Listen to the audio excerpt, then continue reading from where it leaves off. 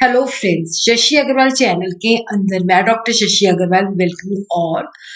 तो last video के अंदर हम लोगों ने अंडरस्टैंड किया था कम्युनिकेशन का मतलब क्या है, उसका प्रोसेस क्या है, कम्युनिकेशन की इम्पोर्टेंस क्या है, उसके फीचर्स क्या है। उसी के साथ ही जो एग्जाम के अंदर काफी बार क्वेश्चन आ चुका है, explain the various barrier to the communication. इस वीडियो के अंदर हम लोग स्टडी करेंगे कि कम्युनिकेशन के रास्ते में कौन सी ऑब्स्टिकल आती हैं जिसकी वजह से कम्युनिकेशन इफेक्टिव नहीं हो पाती। अगर आपको मेरा ये एफर्ट सही लगता है तो please do like my video, इसको शेयर कीजिए और मेरे चैनल शशि अग्रवाल को सब्सक्राइब कीजिए। देखो, कम्युनिकेशन का इफेक्टिव होना बहुत जरूरी है क्योंकि कम्युनिकेशन जो है टू वे प्रोसेस है जिसके अंदर सेंडर जो है रिसीवर को मैसेज जो है भेजता है और रिसीवर उसको फीडबैक देता है, उसको उसी सेंस में अंडरस्टैंड करता है जिस सेंस के अंदर सेंडर ने भेजा होता है। अगर वो उस सेंस के अंदर अंडरस्टैंड नहीं करता तो हम कहते हैं कि यहाँ पे जो कम्युनिकेशन है वो इफेक्टिव नहीं है। तो जो कम्युनिकेशन की फ्लो के अंदर जो ऑब्स्टिकल्स आते हैं, जो प्रॉब्लम्स आती हैं जिसकी वजह से क्या होता है कि कम्युनिकेशन इफेक्टिवनेस कम हो जाती है। जैसे सेंडर मैसेज कुछ और भेजता है लेकिन रिसीवर उसको किसी और वे में अंडरस्टैंड करता है, तो इट मीन्स कि कम्युनिकेशन इफेक्टिव नहीं है। और ये जो प्रॉब्लम्स है, ये जो ऑब्स्टिकल्स हैं, any stage of communication process के अंदर आ सकते हैं। हो सकता है कि जो मैसेज है वो डिफॉल्टी हो सकता है कि जो चैनल है उसके अंदर नॉइज हो सकता है रिसीवर ने जो उसको डिकोड किया है उसकी डिफरेंट इंटरप्रिटेशन निकाली है। तो ये जो miss representation of the communication है जिसकी वजह से क्या होता है कि कम्युनिकेशन जिस वे में भेजी जाती है उस वे में अंडरस्टैंड नहीं होती, तो मिस अंडरस्टैंडिंग हो जाती है। तो इट बिकम्स वेरी नेसेसरी कि कौन से ऑब्स्टिकल्स होते हैं जिनकी वजह से कम्युनिकेशन इफेक्टिव नहीं होती, कौन से वो बैरियर्स होते हैं जिनकी वजह से कम्युनिकेशन जो है इफेक्टिव नहीं होती, उनको आइडेंटिफाई करना बहुत ही नेसेसरी होता है। तो कम्युनिकेशन बैरियर जो है फोर टाइप्स के हैं: semantic barriers, organisational barriers, psychological barriers, personal barriers, जिनको हम वन बाय वन करके अंडरस्टैंड करेंगे। तो कल मैं वीडियो इस पे डालूंगी कि हम जो कम्युनिकेशन के रास्ते में ऑब्स्ट्रक्शंस आती हैं, ऑब्स्टिकल्स आते हैं, बैरियर्स होते हैं, उनको हम किस तरह से ओवरकम कर सकते हैं। तो सिमेंटिक जो है that is the science of meaning. जब हम सिमेंटिक बैरियर को स्टडी करते हैं तो इसका मतलब होता है कि जो साइंस ऑफ लैंग्वेज है, कि जब हम मैसेज को ड्राफ्ट करते हैं तो कई बार सेम वर्ड्स और सेंटेंसेस जो होते हैं उसको अलग अलग लोग जो है अलग अलग वे में इंटरप्रेट करते हैं, उनकी सेम इंटरप्रिटेशन नहीं निकालते। जैसे सेंडर ने मैसेज भेजा है, वो उसका कुछ और मतलब निकाल रहा है और जो रिसीवर है उसका कुछ और मैसेज निकाल रहा है। देखो, अगर दोनों सेंडर और रिसीवर उसका सेम अर्थ निकालते हैं तो हम कहते हैं कि कम्युनिकेशन इफेक्टिव है। बट प्रॉब्लम वहां पे होती है कि जब उनकी डिफरेंट इंटरप्रिटेशंस होती हैं, जब वो डिफरेंट वे से उसको अंडरस्टैंड करते हैं। कई बार जो लैंग्वेज सेंडर यूज करता है वो हो सकता है रिसीवर जो होता है उसको प्रॉपरली अंडरस्टैंड ही नहीं कर पाता। तो अब हम देखते हैं कि what are the reason of semantic barrier. देखो, कई बार क्या होता है कि जो मैसेज होता है वो बहुत ही मतलब गंदे तरीके से लिखा होता है। मैसेज इस तरह से लिखा होता है कि उसका कोई सेंस ही नहीं बनता, रिसीवर उसको समझ ही नहीं पाता। तो बैडली एक्सप्रेस मैसेज, तो जो सेंडर है वो कई बार मैसेज जो होता है प्रॉपर ड्राफ्ट नहीं कर पाता, उसके अंदर जो लैंग्वेज यूज करता है, जो सेंटेंसेस यूज करता है वो बहुत फॉल्टी होते हैं, जो एक दूसरे के साथ कनेक्टेड नहीं होते। तो रिसीवर की इंटरप्रिटेशन डिफरेंट हो जाती है। सिंबल विद डिफरेंट मीनिंग, कई बार क्या होता है कि कई वर्ड जो होते हैं उनके डिफरेंट मीनिंग निकलते हैं। सेंडर जब उनको भेजता है या जो भी सिंबल या वर्ड अटैच करता है उसका उसके दिमाग के अंदर कोई इंटरप्रिटेशन होता है, लेकिन रिसीवर उसको डिफरेंट वे से इंटरप्रेट करता है, तो जिसकी वजह से क्या होता है कि कम्युनिकेशन सही नहीं होती। फॉल्टी ट्रांसलेशन, देखो कई बार क्या होता है कि जैसे मैनेजर है उसको बहुत तरह की इंफॉर्मेशन जो है अपने बॉस से और अपने सबॉर्डिनेट से मिलती है, तो जो उसकी अंडरस्टैंडिंग होती है वो उस हिसाब से उस इंफॉर्मेशन को ट्रांसलेट करता है। पर अगर ट्रांसलेशन जो है दैट इज फॉल्टी, तब भी ये कम्युनिकेशन के रास्ते में रुकावट बन जाती है।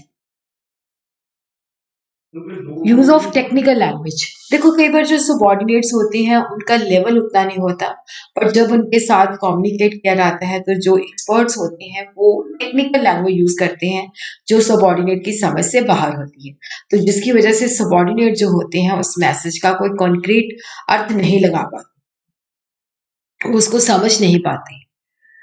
साइकोलॉजिकल और इमोशनल बैरियर जो होते हैं, यहाँ पे देखो ये जो होता है कि जो सेंडर भेज रहा है तो उस वक्त उसकी माइंड कैसे है, माइंड की स्टेट कैसी है, और उसी तरह क्या होता है कि जब सेंडर भेजता है उसका माइंड कैसा है और जो रिसीवर है उसके माइंड की सिचुएशन क्या है, दे आर वेरी इंपॉर्टेंट।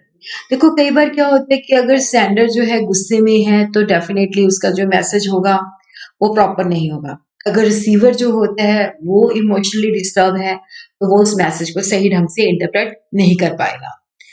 तो साइकोलॉजिकल और इमोशनल बैरियर जो होते हैं जैसे प्री मेच्योर इवैल्यूएशन। देखो जैसे सेंडर जो होता है मैसेज भेजता है, कई बार रिसीवर जो है बिना मतलब आधा अधूरा सुन के ही अपना एक जजमेंट बना लेता है, तो हम इसको कहते हैं premature evaluation. Some people have the tendency to form judgement before listening to the entire message. तो पूरा मैसेज सुनने से पहले ही वो अपनी जजमेंट बना लेते हैं, अपना ओपिनियन दे देते हैं। Lack of attention. देखो कई बार क्या होता है कि जब रिसीवर को मैसेज आता है तो रिसीवर कई बार क्या होता है कि जैसे कोई सबॉर्डिनेट बात बता रहा होता है तो सुपीरियर बिजी होता है या फोन में होता है या किसी और काम में ऑक्युपाइड होता है, तो जिसकी वजह से क्या होता है कि वो प्रॉपरली उस इंफॉर्मेशन को प्रॉपरली जो है सुन नहीं पाता। Loss by transmission. When A message passes through a number of person, तो ओरिजिनल मीनिंग जो होता है, क्योंकि बहुत सारे लोगों के बीच में जैसे ए ने ई तक मैसेज देना है, वो बी के पास गया, बी से सी के, सी के पास डी से, तो जब वो ई के पास पहुंचता है तो वो डिस्टॉर्टेड हो चुका है। तो ये मुंह जुबानी जो ओरल कम्युनिकेशन होती है उस केस में होता है। कई बार जो रिसीवर और सेंडर होते हैं एक दूसरे को ट्रस्ट ही नहीं करते, कि अगर ट्रस्ट होगा तभी कम्युनिकेशन इफेक्टिव होती है, बट अगर दोनों के मन में एक दूसरे के प्रति ट्रस्ट नहीं है तो कम्युनिकेशन इफेक्टिव नहीं होगी। डिसट्रस्ट। कई बार देखो ट्रस्ट नहीं होता। कई बार क्या होता है कि जैसे लोग जो होते हैं पूरा मैसेज रिटेन नहीं कर पाते, कुछ मैसेज रिटेन कर लेते हैं, कुछ मैसेज भूल जाते हैं, तो जिसकी वजह से वो उसको अच्छी तरीके से अंडरस्टैंड नहीं कर पाते। जैसे लोग जो होते हैं डिफरेंट कल्चरल और एजुकेशनल बैकग्राउंड को बिलोंग करते हैं, तो उनकी परसेप्शन जो देखने का नजरिया होता है वो डिफरेंट होता है, जिसकी वजह से जो मैसेज का मीनिंग है वो उसको परसीव सही तरीके से नहीं कर पाते। कई बार क्या होता है कि सबॉर्डिनेट के बीच में फियर या पनिशमेंट का होता है, तो जिसकी वजह से भी कम्युनिकेशन इफेक्टिव नहीं होती या वो आधी अधूरी इंफॉर्मेशन छुपा जाते हैं, तो जिसकी वजह से क्योंकि सबॉर्डिनेट जो होते हैं सही जो फैक्ट्स होते हैं वो कन्वे नहीं कर पाते। ऑर्गेनाइजेशनल बैरियर जो होती हैं ऑर्गेनाइजेशन की पॉलिसी से, ऑर्गेनाइजेशन के स्ट्रक्चर की वजह से उत्पन्न होती हैं। जैसे ऑर्गेनाइजेशन पॉलिसी जो होती है वो लोगों के बीच में रिलेशनशिप को डिटरमिन करती है। अगर कंपनी की पॉलिसी ऐसी है जो कि डिफेक्टिव है, जिसके अंदर फ्री फ्लो ऑफ इंफॉर्मेशन नहीं है, कि जैसे सबॉर्डिनेट जो है वो सुपीरियर के साथ कम्युनिकेट नहीं कर पाते या मतलब उनको अलाउड नहीं है, तो डेफिनेटली ऑर्गेनाइजेशन की पॉलिसी डिफेक्टिव है, जिसकी वजह से सबॉर्डिनेट जो है अपना ओपिनियन सजेशन जो होते हैं सुपीरियर के साथ शेयर नहीं कर पाते। कई बार ऑर्गेनाइजेशन के अंदर रूल्स और रेगुलेशन बहुत रिजिड होते हैं, जिसकी वजह से क्या होता है कि जो इंफॉर्मेशन है वेरियस लेवल्स के अंदर सही ढंग से ट्रैवल नहीं कर पाती, क्योंकि रिजिडिटी होती है, तो जिसकी वजह से क्या होता है कि प्रॉपर इंफॉर्मेशन जो होती है कम्युनिकेट नहीं हो पाती। कई बार जो ऑर्गेनाइजेशन स्ट्रक्चर है दैट इज वेरी टॉल, उसके अंदर कॉम्प्लेक्सिटी है। जैसे टॉल ऑर्गेनाइजेशन स्ट्रक्चर है, जैसे मान लो यहाँ पे 4 लेवल है, आगे लेवल है,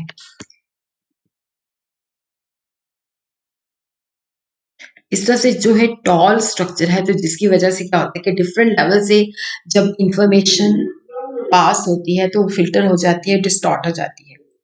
कई बार देखो जो स्टेटस डिफरेंस होता है वो भी फंडामेंटल बैरियर होता है, जिसकी वजह से भी इंफॉर्मेशन का फ्लो नहीं होता।